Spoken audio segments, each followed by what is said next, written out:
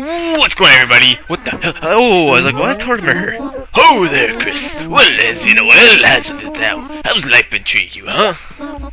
Let me be the first to tell you, as a mayor, a trip to a tropical island is very relaxing. Enough about that. I've heard you completely slacked off and didn't do what I asked you to. How could you drop the ball like that? I must say, I'm quite disappointed in you. You deserve no present. I hope it didn't cause any trouble for the folks out at sea. You didn't notice any ships heading shore, did you? Screw you too, Tortimer. Yeah, but that's what happens when you fail to do the task. I already did your freaking task for you. Stop going on vacations, god dang Notch. Does one little tiny thing for the village and goes on vacation for a year. Paddle torso. Trilobite. And... torso of a mammoth! We've completed the mammoth. That means we only have one more fossil to donate. Ooh, how exciting. Ooh. Alright, so, yeah, stuff and things. It is currently 2:55 p.m. I buried my hamster cage in one of the 4 acres. I don't know why. What? Your hamster? Let's hope there's no hamster in there. Because if there is, then I mean that might be kind of weird, and then no one will know how to do. I'm gonna call like child services. I mean animal services. Is there an animal services? Probably, right? I'm sure there is. Righty desk. That's still there. Why don't we quickly go to the museum in the route that would actually take me down the 4 acres, so like here. I'm not gonna be able to find the semi, it's gonna be behind a tree or something stupid. I'm never gonna ever find it. You know what I actually like about this game? How easy it is to find like fossils. I mean, I noticed typically fossils don't really spawn like behind houses and things where it'd be very difficult to see. And then like, especially in Wild World as well, but especially in City Folk, it's like the fossils are impossible to find. It's like, seriously, man? It's because of all the, how all the grass rots under you, or you wear it down, and, you know, like the animal paths, or whatever it's called. It was such a dumb idea. I wish that could have been fixed. But, yeah. I mean, animal paths was a good, like, idea. Like, it was cool in intention. But desertification happened, like, to everybody's town, including my own. It was just so ugly looking, and the only way to really fix it would to be, like, time travel. And even when you would fix it, like, it would take, like, hours and hours to fix it. And even if you did fix it, within, like, a week or two, I mean, your Animal Crossing town would start dying again anyway, so it just looked like Hey, I say, a mammoth person! Well, one does never sees. Brothers, your eyes must be failing you. No, it is true, the mammoth is complete. Hey, I say, hoo-hoo, phenomenal, sensational, a truly grand occurrence. Welcome to Cloud 9. Brothers, compose yourself. Now, where to begin? Mammoths, yes, mammoths, the woolliest of woollies. They are, of course, mammals, and ones that live much, much later than the dinosaurs. What? Pleistocene Earth was their home, and they are firmly established in our minds as creatures of the Ice Age. Mammoths range in height from 6 feet to 14 feet at the shoulder. The woolly mammoth is the most famous species. Last of the mammoths died out some 10,000 years ago, which coincides with the ascent of man. It is perhaps the first animal whose extinction was contributed by man, though certainly not the last.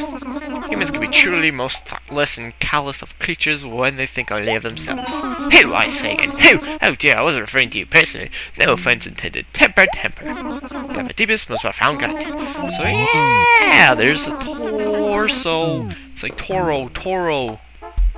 So that leaves only this freaking tail. I mean, look at it! I mean, if you just don't even imagine the skull to be there, you would wonder, like, what the hell is this supposed to be? It looks scary, man. Even, like, the skull of this thing looks terrifying.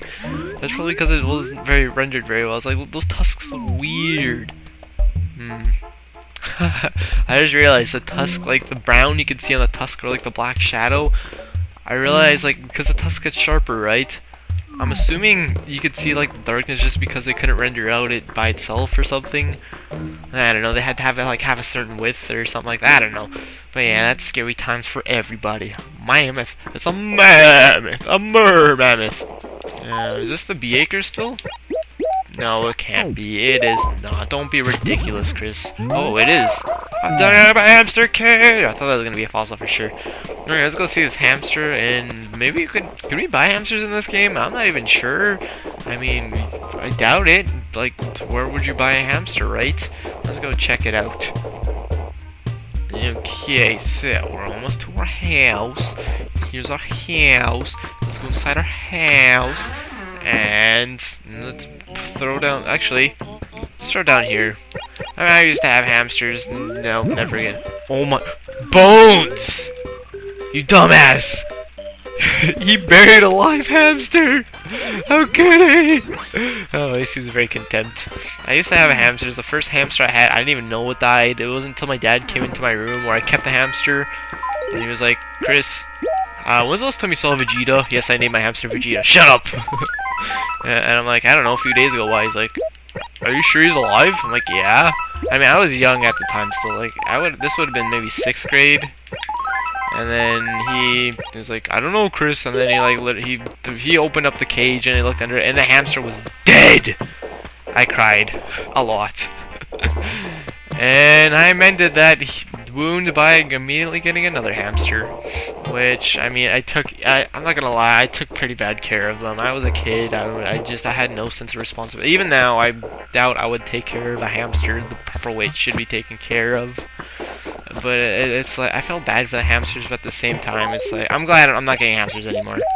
The first hamster name was Vegeta, after, you know, Dragon Ball Z, obviously. And the second one I named was We Got a Fossil! Yes, we named it We Got a Fossil. No, I actually named it Felix off of Golden Sun. Shut up, stop making fun of me and my terrible names.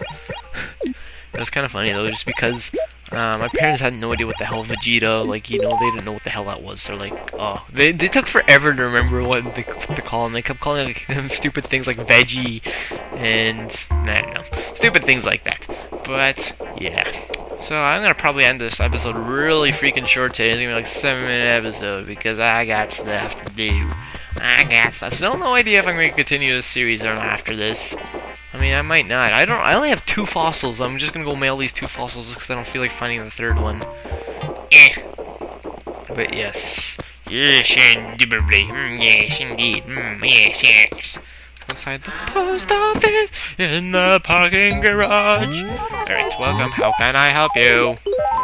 Send this fossil, bitch. Bitch, take that fossil. Take it. I don't know what that means. But yeah, so hamster cages, bones bearing freaking live hamsters. What the hell, man? Me having hamsters and things. Funny story about a hamster, actually. Multiple times, I have no idea, but the hamster would escape out of its cage during night. And to this day, I don't know how. Because, I mean, like, I would... Actually, the funny thing about the hamster escaping, it would always somehow manage to get on my bed, and it would climb on my face to wake me up. I mean, my door was normally open when I slept, so it could have very easily just ran out of my room, and I could have never seen it again. But no, most of the time they would actually, all the time they escaped, they would literally climb on my bed, climb up on my face, and then just wake me up. And the first time that happened, it scared me so. I thought it was a mouse. Like, I literally like went to squash it, and then when I realized, I was like, oh damn it, I just squashed my hamster. I wasn't born in the year of tiger. I don't think so. I think I was... Huh. Was I born in the year of the tiger? Well, maybe I was. I don't know. I thought it was the year of the pig, but I have no idea. But yeah, so my hamster would always escape, and it'd be like weird things, because like entire hatches would be open. It's not like the hamster pushed itself out and escaped. It's like literally big hatches, heavy hatches, would somehow have been pushed open onto the side. And it's not like I would go to bed and forget about something like that, like leaving it open, because I would always say goodnight to my hamster. So it's not like I would just leave it open, because because my hamster cage was right across from my bed, so I could like literally stare at it. So it's like, I don't know, that's weird, and that's one mystery I've never been able to figure out for the life of me. And it's not like it even happened once either, it happened twice. I don't know. But anyways, thanks a lot for watching day 44, guys. If you enjoyed, please feel free to leave a like and subscribe if you haven't already. My name's Chris, and I'll see you guys maybe tomorrow. Yes, tomorrow. Okay, bye.